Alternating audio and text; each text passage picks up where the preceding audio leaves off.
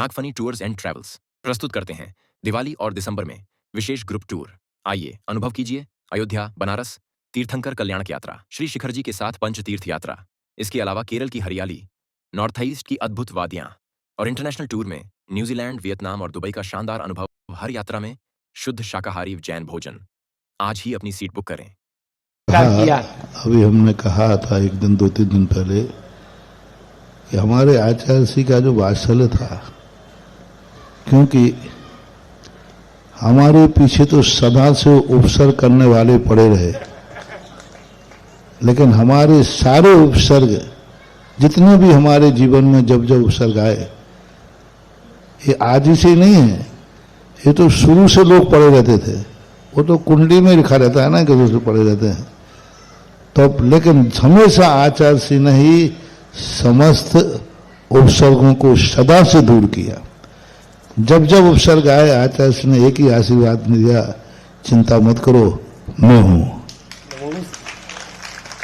एक बार आचार्य श्री से मैंने कहा जबलपुर के अंदर कि महाराज देखो, मेरे विरोध में लोग ऐसी पत्रिकाएं निकालते हैं और यहाँ ये होता है, उसमें आपका नाम भी जुड़ा रहता है, आपका नाम भी जुड़ा रहता है आपका।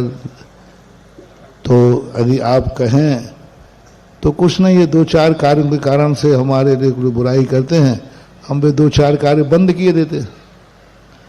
मुझसे 4-5 कार्य हैं जिनके कारण से मैंने कि नहीं करूंगा। तो आचार्य श्री ने मेरे से एक ही शब्द कहा, क्या मैंने कुछ कहा?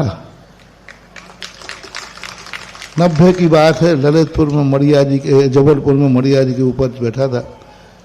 मैंने कहा आचार्य श्री, यदि ऐसी बात है, देखो ये पेपर में निकलता है, चारों तरफ बुराइयां होती हैं, आपका भी नाम आता है, आपके पास भी समाचार आते होंगे,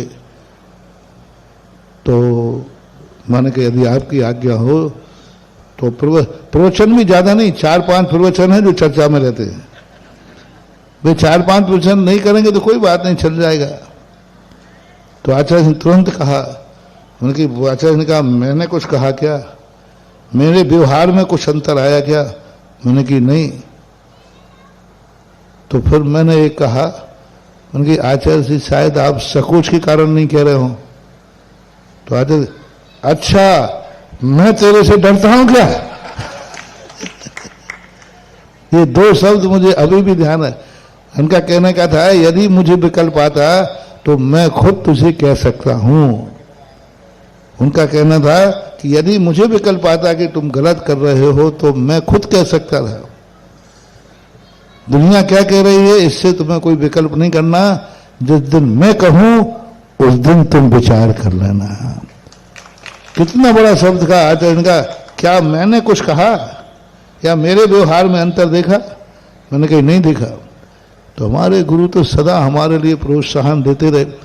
सारी दुनिया जिसका, जब जयपुर के अंदर से राजस्थान में भेजा, बोले आचार्य श्री वहां पर महाराज जी ऐसा ऐसा बोल रहे हैं कि साहब हमारा तो घंटा झार हो गया, आप कुछ करिए।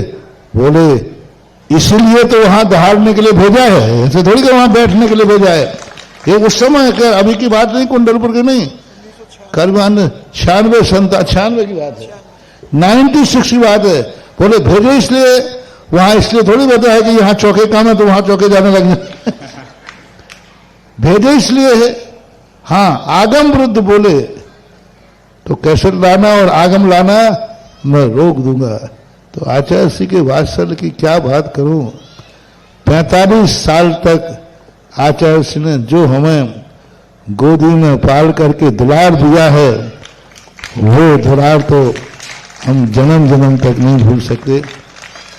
हमेशा जब भी कैसे भी परिस्थितियां, उनको भी मालूम था कितनी परिस्थितियां आई, उन्होंने एक ही बात कहा, विकल्प नहीं करना, मैं हूं, मेरा आशीर्वाद है, मेरी आज्ञा है। अंत तक भी यही कहा, अंत तक भी। अभी ललितपुर के बाद जब घटना घटी, तो जब हम कुंड वहां थे झांसी के पार, तब आचार्य श्री ने कहा चिंता मत करना, तुम कोई विकल्प नहीं करना, मैं हूं, मेरा आशीर्वाद है, मेरे मन में कोई विकल्प नहीं, जाओ आगरा चतुर्मास करो, खुशी खुशी ठाठ से करो। ऐसे वात्सल्य के साथ उन्होंने आशीर्वाद दिया।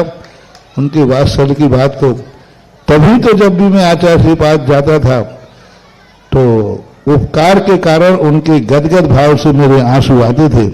ये खेत के आंसू नहीं थे, ये आनंद के आंसू थे, उनके उपकार के आंसू थे। और उनके उपकार को तो मैं वैसा उपकार, वैसा संरक्षण, वैसा आशीर्वाद बहुत दुर्लभ है। और हमारे आचार्य श्री तो अद्वितीय थे, एक ही थे, एक ही हैं। और भविष्य में मुझे नहीं दिखता कि उन जैसी दृष्टि, उन जैसा सोच